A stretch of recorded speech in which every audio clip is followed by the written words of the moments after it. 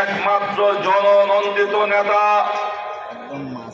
মজলুম আলেমে দ্বীন বাংলাদেশ খেলাফত মজলিসের মুহতারাম মহাসচিব আল্লামা মামুনুল হক, বাংলাদেশ খেলাফত মজলিসের কেন্দ্রীয় নেতৃবৃন্দ, ভোলা জেলা শাখার নেতৃবৃন্দ, ভোলা জেলার শীর্ষস্থানীয় ওলামায়ে কেরাম, তৌহিদি জনতা, সাংবাদিক ভাইয়েরা,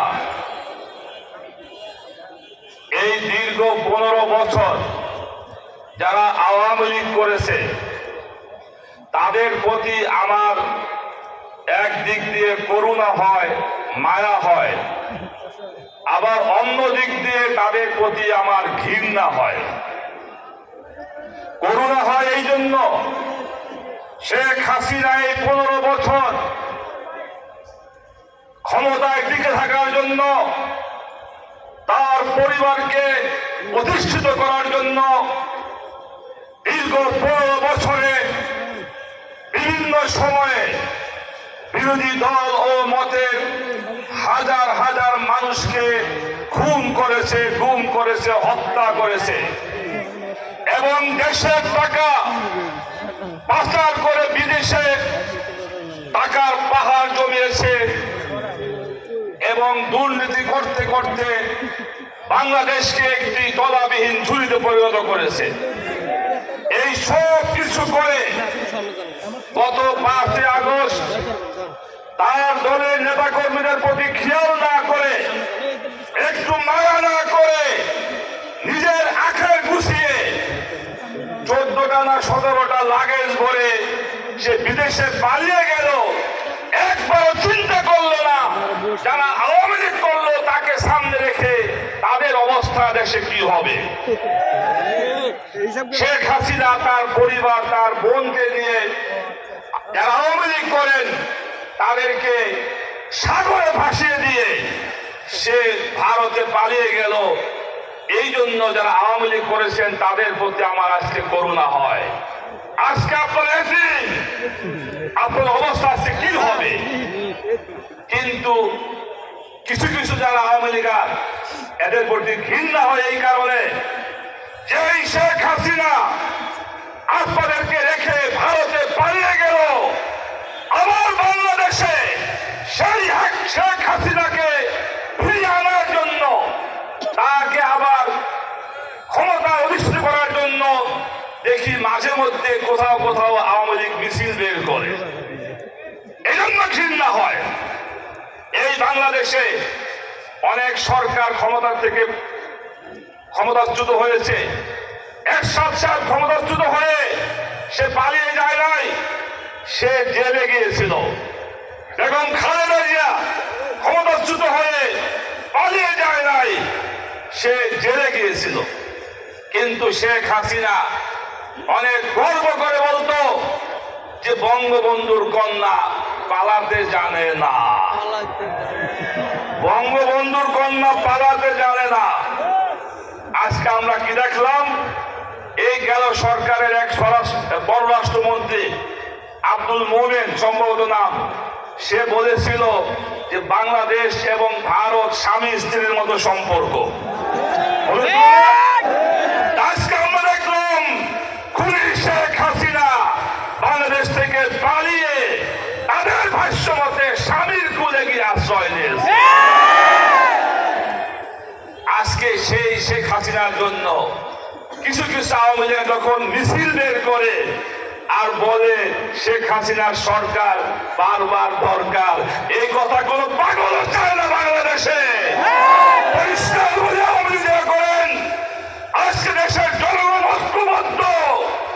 আওয়ামী লীগের নামে প্রোগ্রাম যেখানেই দেখবে আপনাদেরকে প্রতিহত করবে, প্রতিহত করবে। এই জন্য ভুলেও কোনো সময় বাংলাদেশে আওয়ামী লীগের নামে কোনো প্রোগ্রামে নাম নেবেন না ততদিন পর্যন্ত আপনাদের বিচার এই দেশে না হবে। দ্বিতীয় কথা হলো,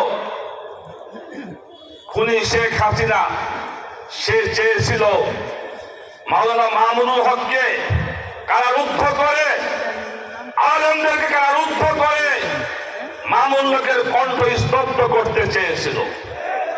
মামুন অপরাধ কি ছিল?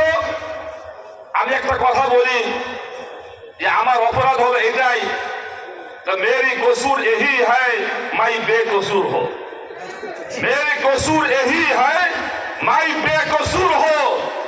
আমার অপরাধ এটাই যে আমি নিরপরাধ। মামুনুল হকের অপরাধ এটাই, সে নিরপরাধ। আজকে শেখ হাসিনা চেষ্টা করার পরেও আজকে প্রমাণ হয়েছে এই বাংলাদেশে আলেমদের বিরুদ্ধে, ইসলামের বিরুদ্ধে অবস্থান গ্রহণ করলে তাদের পালাতে হয়। এটা সাথে ইসলাম হতে পারে না। আজকে মাওলানা মামুনুল হক বাংলাদেশের এক গর্ব। কি বলেন? এক গর্ব।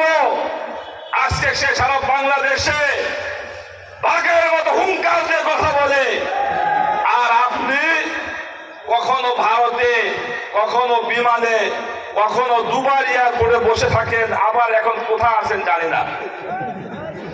ভারতকে বলি, যদি আপনি বাংলাদেশের জনগণের পক্ষে শক্তি হন, জনগণের বন্ধু হন, শেখ হাসিনাকে ভারত থেকে বের করে দেন।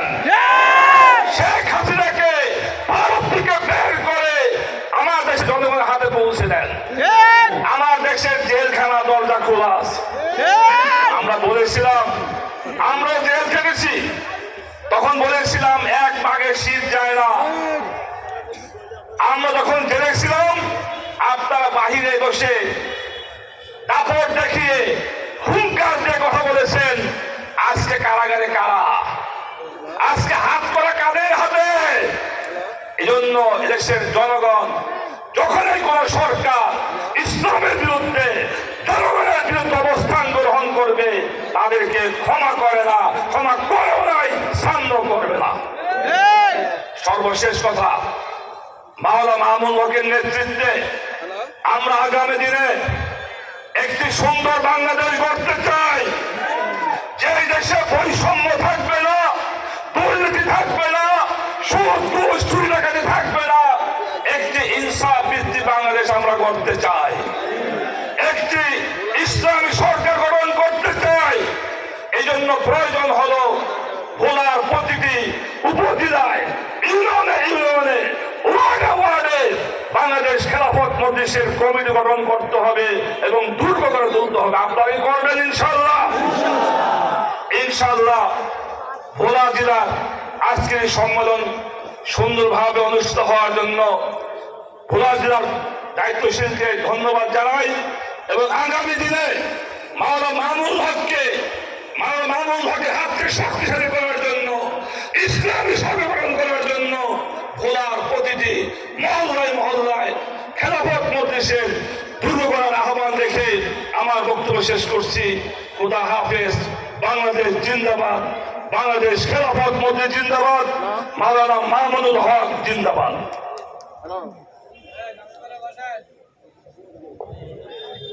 সংগ্রামী সহযোদ্ধা বন্ধুগণ, আমাদের সম্মুখে সভাপতির বক্তব্য পেশ করবেন ভোলা জেলার প্রাচীনতম আলেমদ্বীন মহিউসুন্নাহ আল্লামা আব্দুল খালেক সাহেব রহমতুল্লাহি আলাইহির বড় সাহেবজাদা মাওলানা মাকসুদুর রহমান।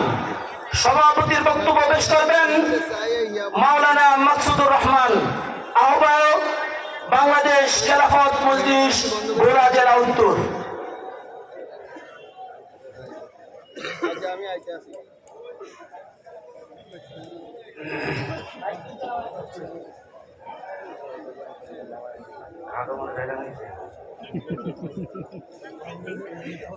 নাহমাদুহু ওয়া নুসাল্লি আলা রাসূলিহিল কারীম। বাংলাদেশ খেলাফত মজলিস ভোলা জেলা কর্তৃক আয়োজিত জনশক্তি মহাসম্মেলনের উপস্থিত আছেন, যাকে দেখার জন্য আপনারা বিভিন্ন দূর দূরান্ত থেকে মৌমাছির মতো মৌচাকের বাসায় বসে আছেন। তিনি হলেন বাংলাদেশ খেলাফত মজলিসের মহাসচিব শাইখুল হাদিস ইবনে শাইখুল হাদিস আল্লামা মামুনুল হক সাহেব দামাত বারাকাতুহুল আলিয়া। উপস্থিত আছেন কেন্দ্রীয় নেতৃবৃন্দ, স্থানীয় নেতৃবৃন্দ, হযরত উলামায়ে কেরাম, বিভিন্ন এলাকা থেকে আগত সুধী সমাজ, সর্বস্তরের